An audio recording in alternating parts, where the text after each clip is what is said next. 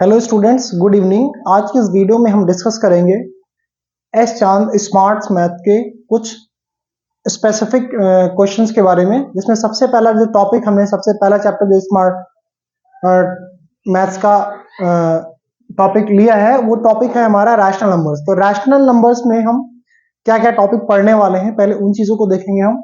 सबसे पहला हमारा टॉपिक होगा कि रैशनल नंबर्स क्या होते हैं।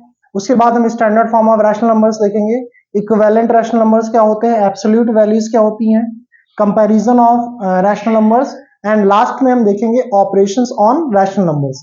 तो किस तरीके से हम ये सारे टॉपिक्स समझेंगे, वन बाय वन करके हम इनको देखते हैं।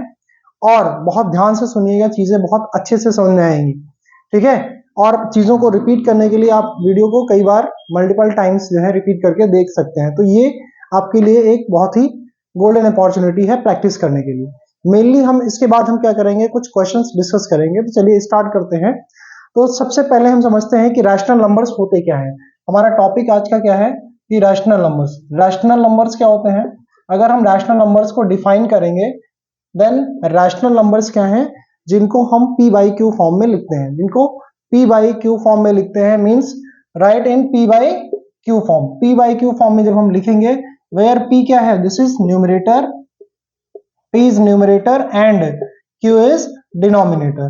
Q is denominator, ठीक है, डिनोमिनेटर, जिसमें P न्यूमरेटर है, Q डिनोमिनेटर है। P न्यूमरेटर है, Q डिनोमिनेटर है। और सेकंड कंडीशन इसके साथ क्या है कि डिनोमिनेटर मींस Q की वैल्यू जीरो के इक्वल नहीं होनी चाहिए।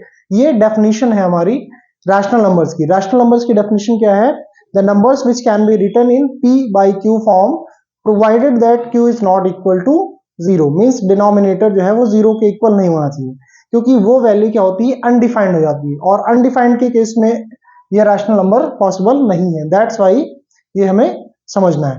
तो आई होप ये चीज आपको समझ में आई होगी। इसके बाद जो फर्स्ट टॉपिक हम डिस्कस करेंगे वो है standard form of rational number.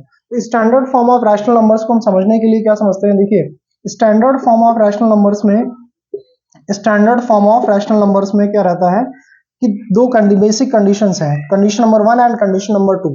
सबसे पहली कंडीशन ये है कि डिनोमिनेटर कभी भी नेगेटिव नहीं होता स्टैंडर्ड फॉर्म का। तो डिनोमिनेटर अगर नेगेटिव है किसी भी रैशनल नंबर का, तो सबसे पहला काम है कि उसको पॉजिटिव बनाएं। डिनोमिनेटर को हम पॉजिटिव बनाएं, मींस उसका जो माइनस साइन है उसको ऊपर न्यूमरेटर में लेकर के आए। और सेकेंड कंडीशन क्या है, हमेशा लोवेस्ट फॉर्म में होगा। सो फर्स्ट कंडीशन क्या है कि डिनोमिनेटर पॉजिटिव होना चाहिए, denominator must be positive, must be positive. And second condition क्या है, सेकेंड कंडीशन इज दैट कि लोवेस्ट फॉर्म में होना चाहिए, लोवेस्ट फॉर्म होना चाहिए। देन जो फ्रैक्शन बन के आएगा, जो रैशनल नंबर बन के आएगा, that is the rational number in lowest form with positive denominator, that is known as standard form of rational number. ठीक है, आई होप ये समझ में आया होगा। इसके लिए हम एग्जांपल्स भी देखेंगे। जैसे कोई नंबर लिखा हुआ है -25 बाई -25 बाई -20 लाइक दैट। तो सबसे यहाँ पर तो सिंपल सा है कि माइनस से माइनस कैंसिल हो जाएगा, एंड माइनस से माइनस जब कैंसिल हुआ और इसको आप अभी देखिए माइनस साइन का काम खत्म हो गया। माइनस साइन का काम खत्म होने के बाद क्या करना है, इसको अभी लोवेस्ट फॉर्म में आपको इसे कन्वर्ट करना है। कैसे कन्वर्ट करेंगे, लोवेस्ट फॉर्म में जब आप इसको कन्वर्ट करेंगे, बोथ आर डिविजिबल बाई 5, मतलब दोनों का जो कॉमन फैक्टर है वो क्या है, 5 है। तो 5 से जब इसको हम कट करेंगे, that is equal to 5 and 5 4 are 20। This is not further divisible by any number other than 1। कोई भी कॉमन फैक्टर इसमें नहीं है, तो अदर देन 1 कोई भी कॉमन फैक्टर नहीं है। So this will be the, अब देखिए now this is denominator is positive, denominator is positive and this is in lowest form. तो इसको क्या बोलेंगे हम finally, this is standard form of any rational number. तो ये क्या है, रैशनल नंबर का स्टैंडर्ड फॉर्म है। तो ये चीजें समझते चलिएगा। इसके बाद हम एक्सरसाइज करेंगे इससे रिलेटेड जो भी है, ठीक है। तो आई होप ये समझ में आया होगा। इसके बाद जो सेकेंड टॉपिक हम डिस्कस करेंगे वो क्या है, equivalent rational numbers. Equivalent rational numbers में क्या है, इक्विवेलेंट रैशनल नंबर्स क्या होते हैं, मींस ऐसे सारे के सारे रैशनल नंबर्स जिनको आप स्टैंडर्ड फॉर्म में कन्वर्ट करिए, वो सारे के सारे रैशनल नंबर्स जिनको आप जब भी लोवेस्ट फॉर्म में कन्वर्ट करें या स्टैंडर्ड फॉर्म में कन्वर्ट करें, देन ऑलवेज वैल्यूज कैसी होंगी, lowest form of rational number हमेशा सेम होगा। मींस अगर हम कॉमन फैक्टर्स, किसी भी कॉमन फैक्टर से मल्टीप्लाई करते हैं lowest form of any number, then it will be a perfect, then it will be a equivalent rational number. जैसे जैसे हमारे पास कोई नंबर है लोवेस्ट फॉर्म में 5/6, this is the lowest form of any rational number, ठीक है, यह standard form of any rational number, ये रैशनल नंबर का स्टैंडर्ड फॉर्म है। और स्टैंडर्ड फॉर्म के केस में इसको इक्विवेलेंट बनाने के लिए क्या करेंगे हम, common values means common factors लेकर के, कॉमन मल्टीपल्स लेकर के हम सेम वैल्यू से न्यूमरेटर और डिनोमिनेटर मल्टीप्लाई करेंगे। तो इस तरीके से क्या होगा, किसी भी नंबर से मल्टीप्लाई कर सकते हैं। जैसे हमने 2 से मल्टीप्लाई किया, डिनोमिनेटर भी 2 से मल्टीप्लाई किया, तो फर्स्ट नंबर कितना आ गया 10/12। सिमिलरली 5/6 था, 3 से मल्टीप्लाई किया, इसको भी 3 से मल्टीप्लाई किया, ये हो गया 15 और ये हो गया 18। सिमिलरली हमने 5 को 4 से मल्टीप्लाई किया, 6 को भी 4 से मल्टीप्लाई किया, देन ये हो गया 20/24।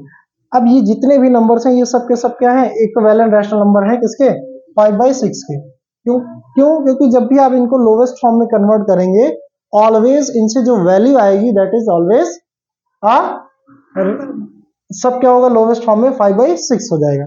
सबके सब क्या होंगे, लोवेस्ट फॉर्म में 5/6 हो जाएंगे। तो ऐसे नंबर्स, वो सारे नंबर जिनको हम लोवेस्ट फॉर्म में कन्वर्ट करें, देन सेम वैल्यूज आए, that is known as equivalent rational numbers. I hope ये चीज समझ में आई होगी, ठीक है। तो इसका मतलब है कि किसी भी फ्रैक्शन के जो इक्विवेलेंट रैशनल नंबर्स हैं वो कितने हो सकते हैं, इनफाइनाइट रैशनल नंबर्स हो सकते हैं, ठीक है। तो ये समझ में आ गया होगा। इसके बाद थर्ड जो हम डिस्कस करने वाले हैं वो है एब्सोल्यूट वैल्यूज, ठीक है। बहुत ज्यादा टाइम हम इन चीजों में नहीं लगाएंगे क्योंकि हमें रिवीजन करना है। तो रिवीजन के लिए हम सिर्फ मेनली स्टार्ट करेंगे कि हम बेसिक बेसिक टॉपिक्स की बात कर लें, उसके बाद फिर एक्सरसाइज के क्वेश्चंस करना स्टार्ट करें।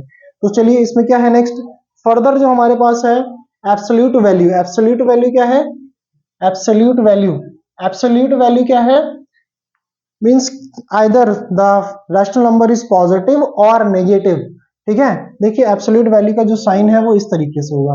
एब्सोल्यूट वैल्यू का जो साइन है, एब्सोल्यूट वैल्यू का जो साइन है वो कैसा है, एब्सोल्यूट वैल्यू का जो साइन है ये इस तरीके से दो वर्टिकल लाइन होंगी, जिसको आप हायर क्लासेस में मॉड बोलते हैं, ठीक है। और ये एक्चुअल में क्या है, जैसे कोई नंबर लिखा हुआ है यहाँ पे -5/7, तो कोई भी हो, आइदर पॉजिटिव नंबर है नेगेटिव नंबर है, उसका जब आप एब्सोल्यूट वैल्यू फाइंड करेंगे that is always positive value. Absolute value of -5/6 कितनी हो जाएगी, 5/7। Absolute value of -5/7 is 5/7। तो आई होप ये समझना होगा। कहने का मतलब है कि नेगेटिव नंबर हो पॉजिटिव नंबर हो, absolute values are always positive, ठीक है। तो इसको हम जैसे सपोज दैट 2/-5 है, तो 2/-5 की जो एब्सोल्यूट वैल्यू फाइंड करेंगे that is equal to 2/5, that is equivalent to 2/5। Means absolute values are always positive, absolute values of any number is always positive. ये समझ में आ गया होगा। इसके बाद कंपैरिजन ऑफ रैशनल नंबर्स है। कंपैरिजन ऑफ रैशनल नंबर्स में क्या है, हम कैसे कंपेयर करेंगे कि which one is greater rational number and which one is lesser number.